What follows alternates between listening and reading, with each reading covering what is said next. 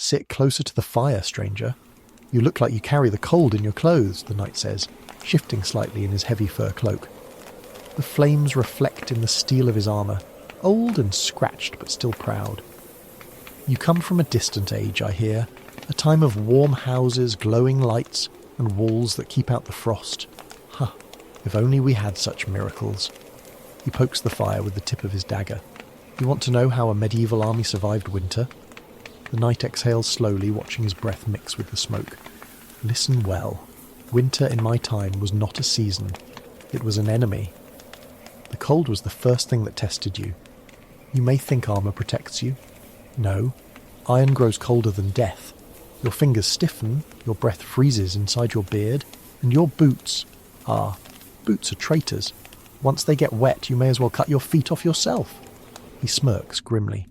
Many of us slept with our boots under our shirts, because if they froze during the night, you'd spend half the morning trying to bend them back into shape. Food!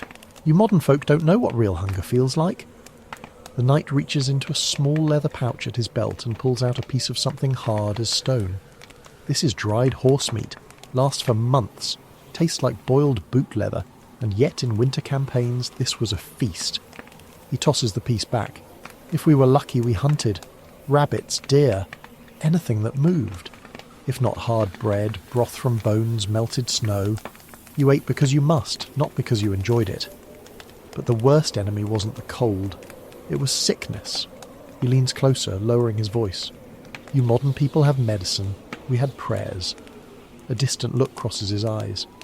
When one man began coughing with that deep, wet sound, we all knew. Some didn't make it to spring. Sometimes more died from the cold and illness than from all enemy arrows. And boredom. Boredom killed slowly but surely. He laughs, a short, tired laugh. You think war is all battles?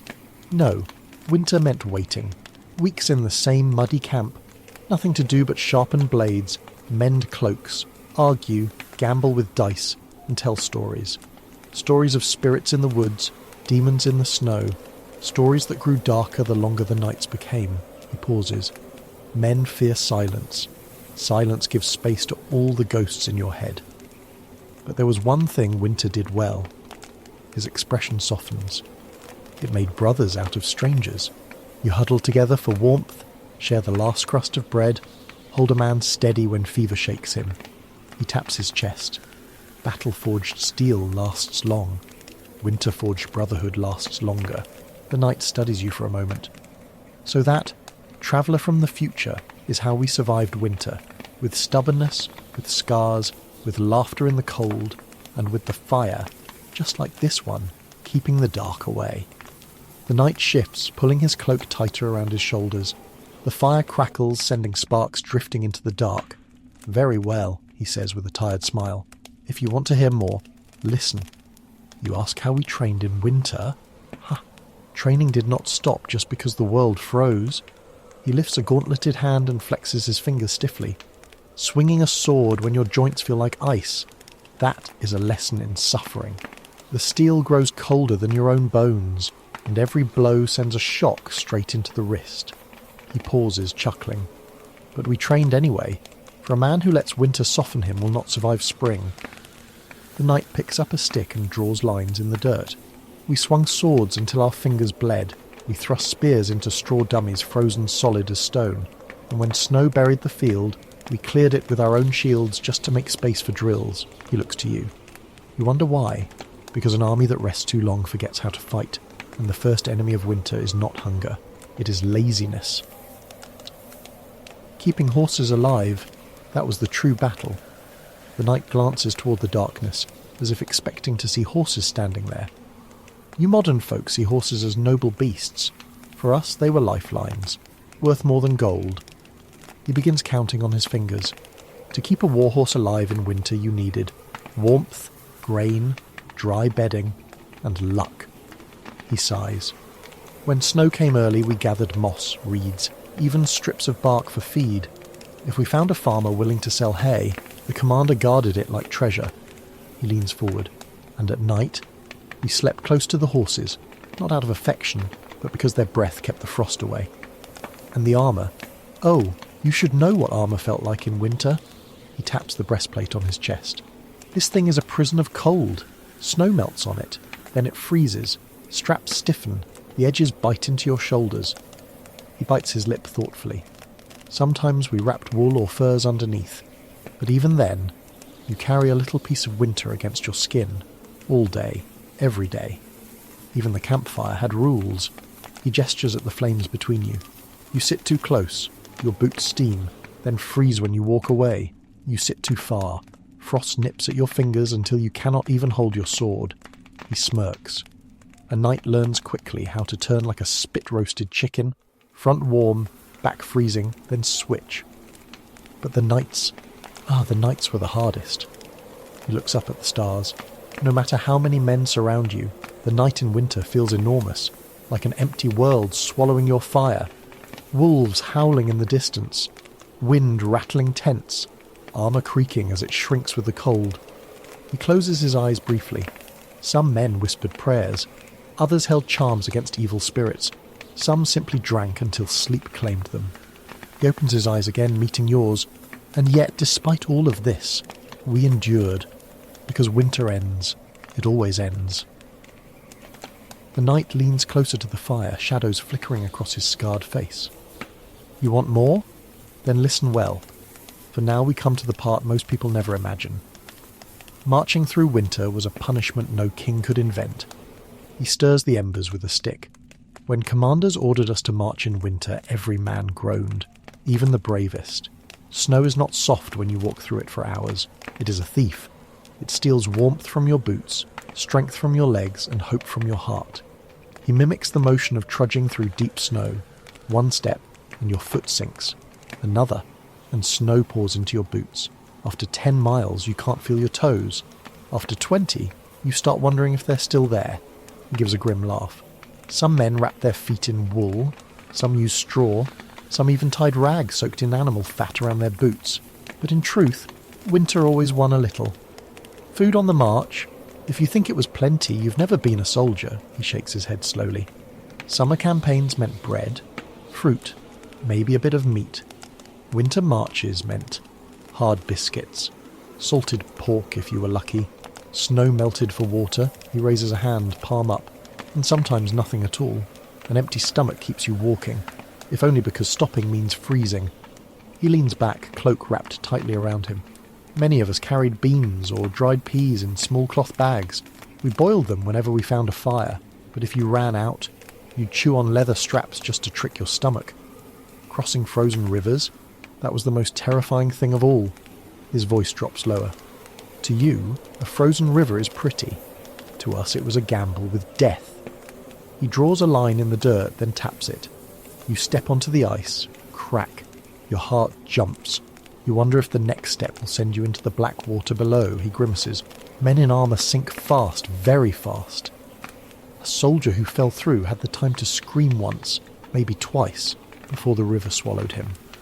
He stares into the fire for a moment, as if remembering specific faces. Some commanders sent the lightest men first, others laid planks across weak points, but nothing made it safe, only less deadly. And then there were winter battles, he chuckles softly. Cold turns every fight into a nightmare. He counts on his fingers. Shields become slippery, bows lose strength, fingers go numb, swords feel heavier, horses panic on ice. He leans forward. Strike a man in deep snow, and he falls, but cannot rise quickly. Blood on snow freezes into dark crust. Shouting becomes steam in the air. He pauses, jaw tightening. And wounds? Ah, winter is cruel to wounds. Cold preserves the flesh, but kills slowly. A man might survive the battle only to die of infection days later. But winter wasn't only hardship, it was also waiting. He smiles faintly. When storms howled and snow trapped us in camps, we had nothing but time, and men with time become creative. He ticks off more memories. Dice games with stones. Stories, some true, most not. Singing until voices cracked, sharpening blades that were already sharp, carving wood into bowls, toys, charms. He looks at you with a teasing grin, and yes, some men drank more ale than wisdom would allow. He lifts his head. eyes softening. You see now? Winter was our greatest enemy. Not the rival kingdom, not the raiders beyond the border, not even hunger. Winter itself. The fire pops loudly, sending up a burst of sparks. Yet we survived it because we had to, because our duty demanded it, and because no knight wishes to be remembered as the one who let the cold defeat him. He taps the hilt of his sword. You might think steel is hardest in battle, but winter is its greatest enemy. Moisture creeps into every crack. Snow melts, then freezes, then melts again. Rust forms faster than you can blink. He lifts an imaginary blade and examines it. So each night, no matter how tired you were, you cleaned your sword, you dried the metal with cloth, rubbed it with oil, sometimes even with animal fat if nothing else was at hand. A man who slept before tending to his blade often woke to find it spotted red, or worse, beginning to rot. He gives you a stern look. A knight who cannot trust his weapon might as well walk into the snow naked. Discipline kept us alive as much as fire did. The knight smiles faintly. You imagine winter camps as chaos, men shivering, scattered, desperate. But discipline was the spine that held everything together. He begins counting on his fingers. Morning roll call, keeping watch in shifts even when frostbite bit our ears. Strict rations so no man ate more than his share. Regular drills to keep us sharp. Orders obeyed instantly. No arguing, no hesitation. He nods at you. In winter, one careless man can doom a dozen others. A tent left open, a fire not guarded, food spilled. Rules existed to prevent disaster. And then there was the camp itself, our winter fortress. He points out into the dark as if the tents stand all around. We built it with our own hands. First, we carved trenches into the snow so melted ice would drain away. Then we placed tents away from the wind, always with their backs to the worst direction. We piled snow and earth around the camp as a barrier. Snow is a good insulator if you know how to use it. He chuckles. Some men even built crude fireplaces from stones inside the tents. Not elegant, but warm. He lifts a finger. Warmth meant survival. Lose the fire, lose the night. Illness during winter, that was the silent killer. His expression darkens. You modern folk have medicines, doctors, warm beds. We had hope. He sighs. A simple cough could turn into death. Frostbite claimed fingers and toes. Infection spread when men huddled too close. Some nights refused to sleep near the sick.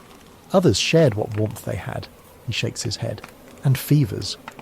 Fevers in winter were terrifying. A man burning inside while the world froze outside. We prayed. We wrapped him in whatever furs we had. We gave him warm broth, if any was left. He pauses. But often, the snow outside outlasted the sick. Morale, though, that was the true battle. He leans back and stares into the fire. You cannot swing a sword if your spirit is broken, so we fought despair with every trick we knew. He smiles. Some knights told tales of past victories. Others sang songs so loudly the snow seemed to tremble. Some carved charms to ward off evil. We gambled with stones, shared secrets, even joked about things that were not funny. He shrugs. When the cold tries to break you, laughter becomes a weapon. The knight raises his head, eyes glowing with firelight. That, friend from the future, is how we survived winter in the army. Not by strength alone, but by discipline, by routine, by stubbornness. He grips the pommel of his sword, by refusing to let the cold become our master.